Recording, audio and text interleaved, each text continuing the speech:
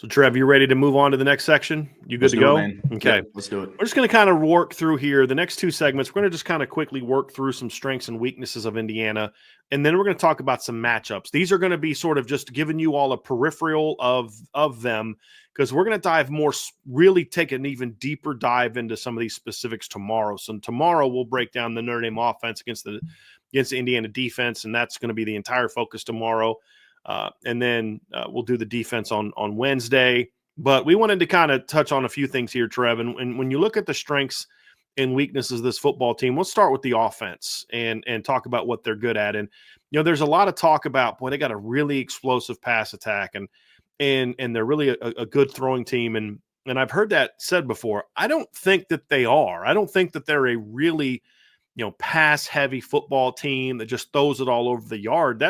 That is not who this Indiana team is. What makes this Indiana offense so good, Trevor, and why they are a team that is averaging over 40 points a game is they're incredibly balanced. On the season, Indiana, if you look at their offense this year, averaged 438.8 points per yards per game. They were over 2,000 yards rushing this year, and they were over 3,000 yards passing this year. And there were, 5 games where they went over 200 yards rushing. And all but one of those games, they were over 200 on each, or over 300. So that was the Florida International game where they only passed for 180 because they ran all over them. But they were over 300 each against Western Illinois. They were over 200 each against Charlotte. 222 pass rushing, 288 passing, 215 and 280 against Nebraska, and then 233 and 349 against Purdue. There was other games where the running game dominated. So when Curtis Rourke was out and missed the Washington game, they only passed for 124 yards in that game, Trevor, and they ran on Washington to the tune of 188 yards in that game. And so they were over 350 and over 150 against Maryland, 380 and about 150. They were at 149 rushing against Northwestern, but that's partly of that was because they just were gashing them. They didn't really need to run the football. They were just gashing them through the air. So, because if you look at the Northwestern game, they ran for 149 yards. They're 4.3 per carry, not ripping them up, but it was a really complimentary run game. And when they need to, if they're ripping you up in the pass game, that's all their run game is. What they've shown in a couple other games, Trevor, is that they can win with the run game as well. Marcus Freeman commented on that. So I think when you look at this Indiana team, Trevor, it's that balance. And then I'm going to kick it to you to dive into the second part. Is it's not just the balance, it's the efficiency with which they do both. I think those two things combined really make this offense difficult to prepare for, because if you just take one of them away, they can still hurt you with the other. And that's what makes it this offense a bit of a challenge to prepare for. Yeah, no, absolutely. I mean, they are extremely efficient with everything that they do. I mean, with the running game specifically, they have two really good, solid running backs for an Indiana football team, right? Justice Ellison and Tyson Lawton are two good running backs. Look, let's call a spade here. They're not Jeremiah Love. They're not, they're not Ashton Genty, but those players are a dime a dozen. But those are two really good running backs, man. I mean, Justice Ellison, he's averaging 5.5 yards a carry. Tyson Lawton, he's averaging 4.8. The two combined have over 1,400 rushing yards. 22 rushing touchdowns too, Trev. Yeah. This is a good duo. And overall, when I look at this team as a whole, another thing that they have in their favor, they're really experienced. They have a lot of guys that have played a lot of football. 18 of the 22 starters on offense and defense are juniors or above. So it might not have been at the FBS level, but there's not a lot of situations that they haven't seen themselves in, right? Power 5. Yeah. So that's kind of how I look at them. They're really efficient. They are a very veteran. They're a very experienced team. And they're coached really, really well. I know we're going to kind of dive more into that throughout the week and here in a second when we talk about, offense and defense specifically. But they do a really good job of not asking their players to do more than what's expected of them. Mm-hmm. Now, this Indiana football team has done a really good job of playing above their initial, I guess, call it ranking, right? And that's your goal as a coach, is how can you get somebody to play above their God-given ability. And Kurt Cignetti and his staff has done a tremendous job of doing that this season, because he's not asking them to go out and do things that they can't physically do, for the sake of, well, this is my scheme. You guys have to run it. They put them in a position to win. They understand their players' skill sets. I mean, we were having a similar conversation with Notre Dame's offense not that long ago around, Mike Denbrock. It took him a little bit of time to understand who his offense was. And Indiana's coaching staff has a really good hold on who this team is, and they're maximizing their potential with what they have. I mean, that's what makes them so good, Bryan. The other thing too, Trev, is you talk about experience. Let's put some numbers to that. Okay, I love data. Let's look at this. Okay, let's look at their experience level. So of the starting offensive linemen that Notre Dame is going to face on Saturday, here are the career number of snaps that these guys have played. So far, so Bray Lynch is the most inexperienced at 804 of the full-time starters. Carter Smith's over 1,600. Trey Wedig is over 1,600. Mike Caddick, the center, is over 3,000 career snaps. And Tyler Stevens, who's the newcomer to the starting lineup, because he's only started the last 3 games, he has over 2,500 career snaps. He was a 3-year starter at James Madison when he came over with him, and so he had over 2,000 snaps coming into the season. You look at their quarterback Curtis Rourke, and you look at the experience that he has coming into the season. He's a guy that has over 2,600 career snaps. Tyson Lawton has over 1,600 career snaps. Justice Ellison has over 1,500 career snaps, and he's played against Notre Dame before. Elijah Surratt. So you look at their starting lineup at wide receiver, and then, of course, you look at their 2 backup receivers. These guys have also played a ton of snaps. Elijah Surratt's got almost 2,000 career snaps. Miles Cross has almost 2,000 career snaps. Keyshawn Williams has over 1,400 career snaps. He doesn't even start. And then Miles Price has over 2,000 career starts. Omar Cooper, their number 2 leading receiver, only has 646 snaps. And then their starting tight end, Zach Horton, who also came over from James Madison, has almost 2,000 career snaps as well. I mean, so you talk about a team that is experienced. I mean, that's it right there, dude. I mean, that's the experience level, right? I mean, that's when you talk about, and you nailed it, Trevor. This is a team that's very experienced. So this is why they're going to get the most out of their abilities, because this is a team that's played a lot of football in their careers. And I could tell the same exact story on the other side of the ball. James Carpenter, their starting nose tackle, was a 4-year starter, James Madison. He was a COVID year guy. He's got over 2,000 career snaps. CJ West has almost 2,000 career snaps. Mikael Kamara has over 1,600 career snaps. Lionel Carr has over 1,500 career snaps. So I could do this for the next 10 minutes, but I think you guys get the point, right? Jalen Walker over 1,600 career snaps. Aiden Fisher over 1,500 career snaps. It's a very experienced football team. Extremely. And so that stuff helps. The thing about this team, when you look at them on both sides of the ball, they make you beat them for the most part. That's what made the Ohio State game so weird. But it wasn't the offense and defense that necessarily happened to. It was the special teams that happened to. I mean, there was one series where they turned the ball over on, I think it was on offense. I think it was correct me if this sequence is wrong, Trevor, but believe it was the first half. Curtis Rourke got sacked and fumbled, and Ohio State recovered it deep in their own territory, deep in Indiana territory. Yeah, Indiana's defense picked off what was Will Howard and ended that drive. Yeah, like that. Because why? Because there was no panic. Because they've been here before, right? They've been in these situations before, and so there was no panic. And that's what you see from this football team is there's no panic in this football team. There wasn't against Ohio State. They just got whooped by Ohio State, but there was never a moment where you're like, okay, the moment's too big. Maybe for their special teams operation, but not for their offense and defense. Sure. But that's not an area where Notre Dame is necessarily, going to go in feeling super great about their operation right now either. Just about to say. As we talked about last Wednesday. But you nailed that experience part, Trev. And I just wanted to put some data to back up what you were saying, because that plays a big role on why they're able to just kind of keep doing what they're doing. It's a very, very veteran football team. Now, they're all doing it together for the first time. But now that they're going into game 13, I mean, these aren't newcomers to the system anymore. These are guys that have a full year under their belt. Just like we're saying about Notre Dame's younger players, like they're not. Right. Leonard Moore's not a freshman really anymore. You know what I mean? Like he's a starter. He's that guy now, and so that's a big part of what makes them so good is that. But they're not just experienced, Trevor, and they're just a bunch of older guys that can't run. I mean, this is a pretty good football team too.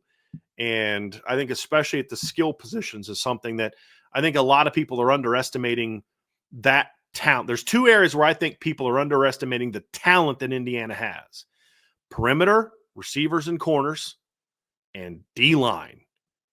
This is one of the I'd say 4 or 5 best D-lines Notre Dame will face all year. Agreed. Like, and I'm not saying they're 4th or 5th. I'm saying they're in the top 5. I'd say Texas A&M, right? Louisville when they played it, Georgia Tech, Indiana, and then I mean, who's that other group? I mean, it's not Navy, Armies, it's not maybe Army, maybe. You know, Florida State has talent, but they're not nearly as good as this group. No. They're more talented and athletic than this group, but they're not as good as this group. This is one of the better D lines that they face, and it's not just because they're try-hard guys. They're good football players too. Yeah, I mean, it's not that they just have a lot of experience and their motor is unmatched. Like they are good athletes. Like, albeit, do they have that just raw 5-star caliber? I mean, no, but it's not like they just have a bunch of bums either, you know. And I think that's just the picture that I've been trying to paint for people. Is yes, they don't have a Jeremiah Love. No, they don't have, you know, a Xavier Watts, but they have a full team full of like, you know, Tony Jones's, Kaisers. like just guys like that. So I think that's what just makes Jack Kaiser's a great comp. Just I do think they have some guys that can play at the next level. I don't think they have any first-round draft picks, but they have guys that I think are going to play in the NFL. You know, they got a couple defensive linemen that I think can play in the NFL. The West kid that came from Kent State, Mikael Kamara, the cornerback Pons. He's a little undersized, but that kid can play. You know, so receiver. I mean, Elijah Surratt, that kid can play. You know what I mean? Like Keyshawn Williams, we've seen him at Notre Dame's faced him before. He's a good football player. You know, he was one of Sam Hartman's favorite targets a couple of years ago, Wake Forest. You know what I mean? Like this is a kid that's played a lot of football, caught a lot of passes during his career. You know, these are not, and he doesn't even start for him. Like think about that, Trev. Keyshawn Williams, 2 years ago, with in 2022. Had 33 catches for 553 yards catching balls from Sam Hartman. You know, he comes to Indiana, and he's a very important part of what they do. Don't get me wrong. Like he plays a lot of football, and him and Miles Price, I believe I get him and Miles Cross confused of which, but the Miles that's also the slot. You know, but this is a kid, Keyshawn Williams, who's got over 1,000 career yards receiving. He's got 141 career catches for 1,788 yards and 10 touchdowns, and he doesn't start for him. Like these are good football players too. They're not just really smart. You know, like their linebacking core is not like Drew White's. They're that kind of experience, but they're bigger. They're a little bit stronger, and maybe they don't run quite as well as Drew did, but you get the point. There's some good football players here, and I think that's a misconception a lot of people have is that they don't have athletes. Do they have the level of athlete Notre Dame has? Like you said, no, they don't. They don't have a Leonard Moore at secondary, but Pons can play, dude. Man. That guy can absolutely play. You know, they don't have a Drake Bowen athlete or a Jaden Ausberry athlete, a linebacker, but Jalen Walker, Nathan Fisher can play. You know, I mean, and that freshman that they have, that short freshman that they have, was a Hardy. That kid's going to be an all Big Ten player down the road. He's going to, when these kids leave, he's going to step right in the starting lineup. He was playing a lot of will early in the year, and they had eventually kind of started playing him more at that nickel spot, you know, when they wanted to go with a 3 linebacker defense this year. But, you know, there's some kids on this team, Trev, that can flat out play, you know, and you've talked a lot about D'Angelo Pons, or at least you've mentioned him a lot. You know, that's a first team all Big Ten performer this year. Transferred from Old Dominion, I think is that where he transferred from? I think he was. He was a James Madison kid. Asbury was the Old Dominion transfer. But he was another James Madison guy, and he was a first team all Big Ten player this year. Mikael Kamara, first team all Big Ten player this year. I think Aiden Davis also was a first team. Aiden Fisher was also, I believe, a first team All Big Ten player this year. Yeah, he was, because he Middle has like linebacker. 108 tackles Yeah. on the season. I mean, he's Yeah. everywhere, dude. I Yeah. mean, no, I'm really high on D'Angelo Pons. He's a really good corner. I mean, look, if D'Angelo Pons was 6 foot tall or 5'11" and not 5'9", I mean, people would be actively adding him to their draft boards. Like, I'm very high on D'Angelo Pons. He has 9 passes defended in just the raw stats, 2 interceptions, returned one of them for a touchdown. He has 53 tackles as a corner. I mean, to put that into perspective, Leonard Moore is Notre Dame's leading tackler in the cornerback room, and he has like 35. Now, mind you, Leonard Moore didn't get the full-time start until, past the midway point in the season, but you get my point. I mean, it's as high as we are on Leonard Moore and his tackling ability. D'Angelo Pons' numbers somewhat emulate what I believe Leonard Moore would have if it were a full season. So D'Angelo Pons is a good player, man. To back up your point, Trevor, if you look at, you said D'Angelo Pons had 53 tackles on the season. If you look at it and you let's look at Leonard Moore and Benjamin Morrison combined for 55 tackles on the season. If you then take away his Louisville numbers of 7, they would combine for, and the reason I take that away is because he was playing field corner that game. He was playing boundary, moved to field because Christian Gray got hurt, moved back to boundary. So if you take away his 7 from that game, he had 28, Benjamin had 20. That puts him 48. Pons had 53. To your point, like if Leonard Moore, you project what he's done over the course of the season, and I would also argue that Leonard Moore is, I think, has proven to be a better come up and tackle guy than Benjamin Morrison. Benjamin Morrison's an elite cover guy. Yep. Leonard Moore's is bigger and stronger than Benjamin is. And that's not a knock on Benjamin. It's just an evaluation of his game. So I think you're spot on saying that that's kind of what his game is. He's a good football team. Let's talk, Trev, before we move on to some of the matchups, about some of the areas where I think Indiana is vulnerable and some of the areas of concern if you're looking at it from the Indiana standpoint. Number one is I don't believe that they are an overly athletic offensive line. And they're big and physical, but the issue, so like their offensive line held up better against Michigan than it did against Ohio State. Why? Because Michigan is a big physical 3-down, they're athletic. I mean, Mason Graham's a stud, but their game is power. And that fit right into what Indiana likes to do. That's why Nebraska struggled so much against Indiana, is because they play power football on defense. And that plays right into Indiana's hands because they have a big offensive line, like a very big offensive line, but they're not overly athletic. And I think that's what hurt them against Ohio State, because they did not hold up very well against Ohio State's speed. Ohio State was able to have to give them a lot of problems in that game, because just real quick across the board, their starting lineup. Offensive line left to right is 308, 6'5", 308, 6'5", 311, 6'4", 318, 6'5", 307, 6'7", 319. It's a big offensive line. At times this year, we've seen big offensive line give Notre Dame some problems, but we've seen also Indiana's offensive line has had some issues with athletic defensive lines, and that's what Ohio State did to them. Their defensive line just penetrated. They had really aggressive stunts with the second level defenders, the linebackers, and just ate them up. I mean, that's really what it boiled down to. So if you're looking at it, that's the first area where, if you're Notre Dame, you got to take advantage of that. And if you're Indiana, you got to have an answer for that. Just have an answer for the athleticism that the Notre Dame defensive line brings to the table. That's the first area where, when they have had some struggles at times this year, it's because they're a big physical offensive line that doesn't necessarily overly move that well, and teams can take advantage of that.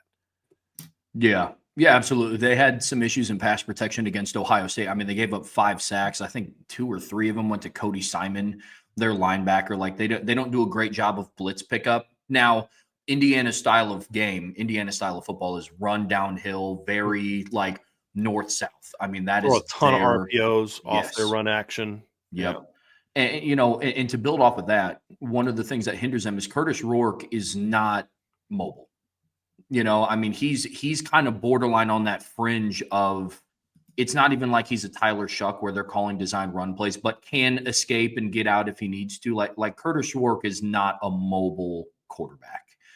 And so when they do face those more athletic defensive lines and those more athletic pass rushers that give them problems.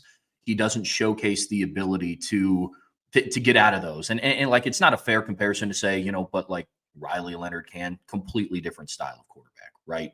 But it's some of the issues that they have. So not only do they struggle with athletic pass rushes, their quarterback struggles in certain gap escapes because he'll get run down. So, offensively for them, that is another key area of weakness. I mean, pass rush, we're going to talk about it all week, but being able to get after Curtis Rourke is going to be it's got to be top of mind for Notre Dame's defense, because they do have good receivers that showcase the ability to get open. So yeah, and that's where I'm at with that one.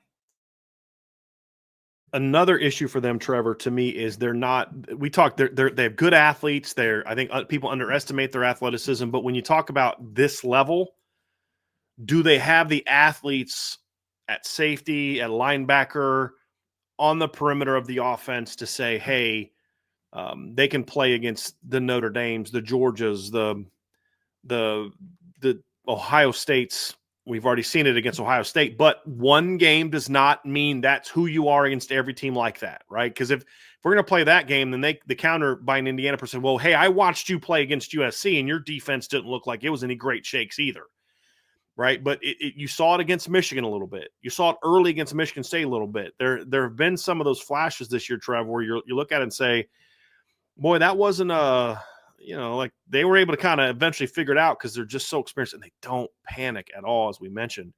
But so, boy, if a team could do that a little bit more, they might have some problems. They might have some problems getting that ball off, and that's certainly something that hurt them against Ohio State and hurt them a little bit because they jumped on Michigan early and then kind of faded, and missed some opportunities. So.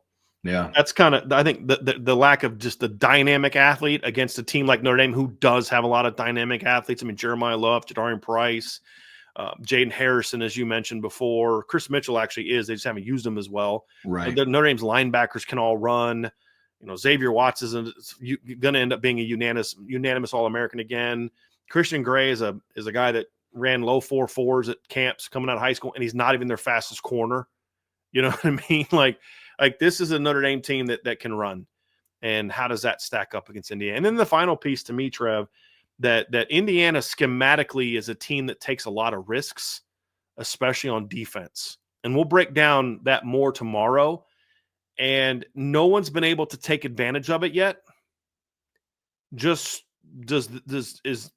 do a lot of different junk fronts and different pressures and different coverages. They'll try to bait you into certain things.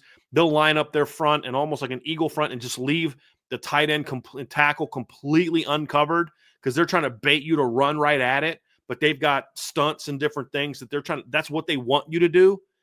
And that they're really smart in that regard. Like they're incredibly well coached and they know their personnel really well.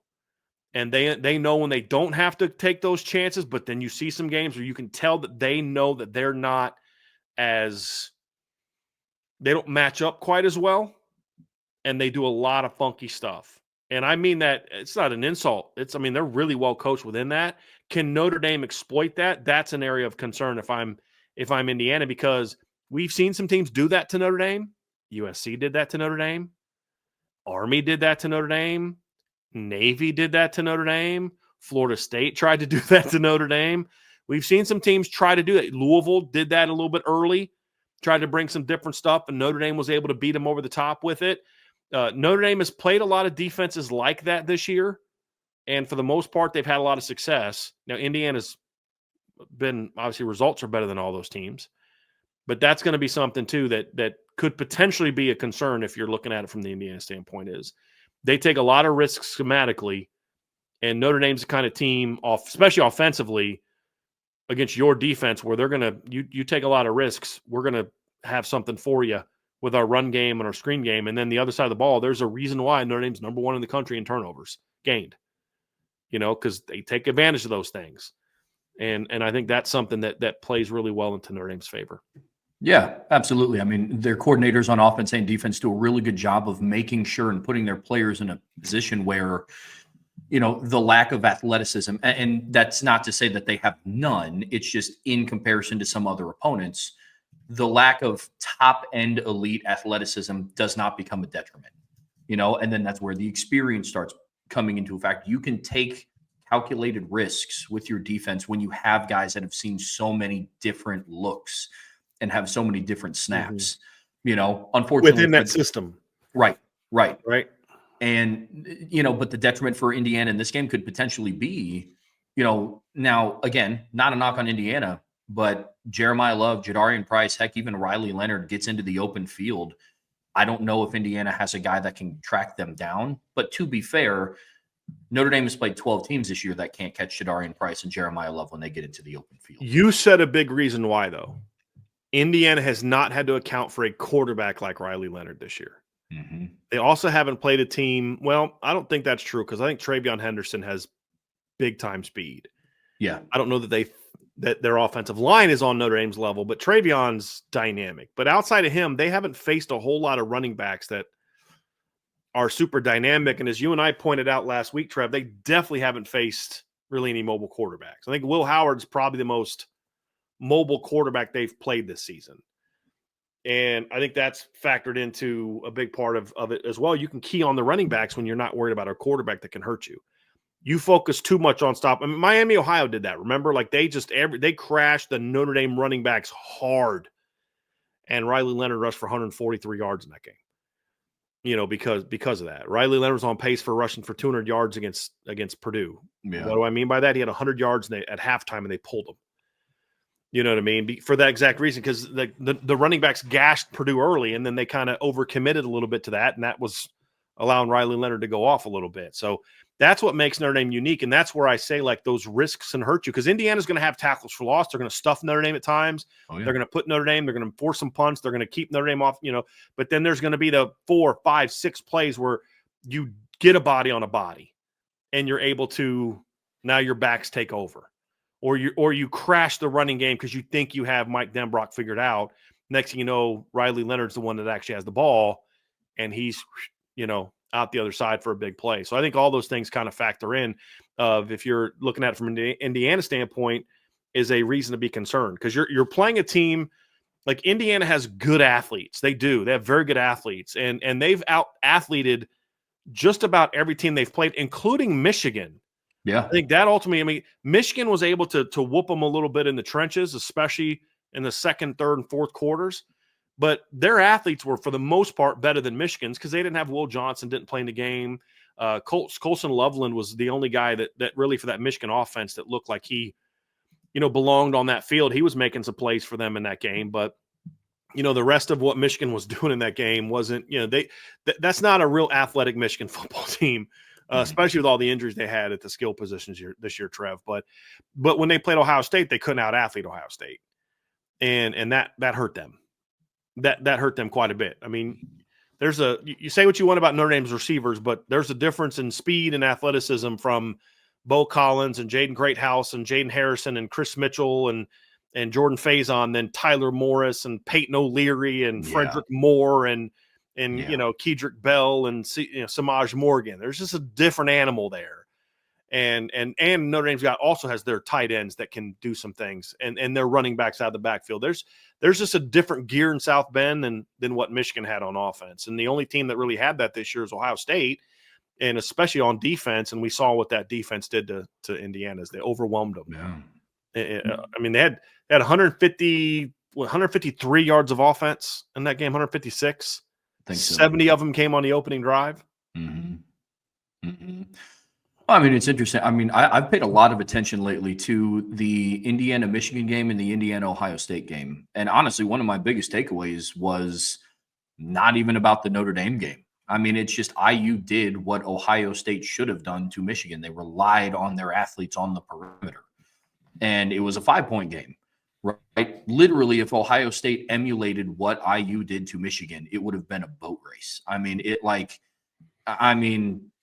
IU was smart and they played into the strength initially to their strength of their team of, we're going to be downhill. We're going to try to lean on you a little bit. And they found out they couldn't do that to Mason Graham because not a lot of teams can. And, early on, they started having a lot of success getting the ball out to the perimeter. They jumped out to a 14-3 lead, I believe. So, I mean, it's interesting to see kind of the difference there. But I think that shows when you look at it from a Notre Dame lens, this is a team that can kind of figure out on the fly when, like you talk all the time about matchups. And I think Indiana was just a bad matchup for Michigan, and they used it to their advantage. Ohio State was also a bad matchup for Michigan, and they didn't use it to their advantage. So they tried to beat Michigan at their own game. Because Michigan's, you're talking about Ohio State versus, I agree. Agree. I think that's a great way of putting it, Trevor, is you have to take, and that's the thing about Notre Dame this year, is that's who Notre Dame's been all year. That's not Notre Dame doing anything different. It's just who they are. And we'll see if they're able to do something about it, because I think the coaching matchup is a really intriguing one. These are two very well coached football teams. Yes, very well coached football teams, and it's if you're someone who likes the chess match aspect of football, this will be the best game of the weekend in that regard. Because I mean, I look at, like, I think it's Steve Sarkisian against Wes Goodwin, and I'm like, that's going to get ugly.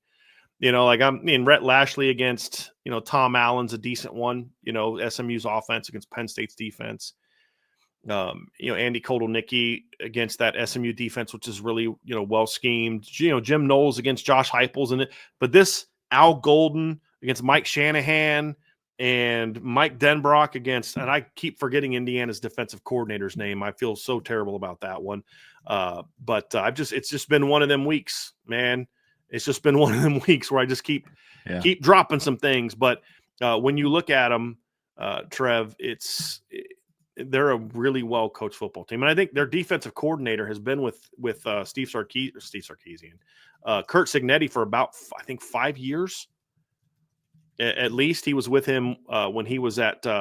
He came with him from Bryant Haynes. He came with him from James Madison. So he was at James Madison from 2019 to 2023. So 19, 20, 21, 22, 23. So 5 years before this year. So I was close. And he was he was with him at Elon as well. So he was with him for he was the linebackers coach for him at Elon. So he's been with Kurt Cignetti for a while. And it's a good football coach. So it's a smart football coach. And so that part of the game is going to be a lot of fun. And I can't wait to see that. We're going to finish up with matchups, Trev, when we get next. We do have a couple super chats we're going to get to at the end as well. But before we do, folks, y'all know what to do. See a little like button down there? Go ahead and hit that. Go ahead and give us that thumbs up and share this podcast. Helps us. YouTube has not been promoting our show as much lately. So the more that you interact, the more that you give us those thumbs up, the more you share your podcast and all that good stuff, the better it is for us. So we would greatly appreciate you doing that. And of course, as always, sign up for the message board at boards.irishbreakdown.com.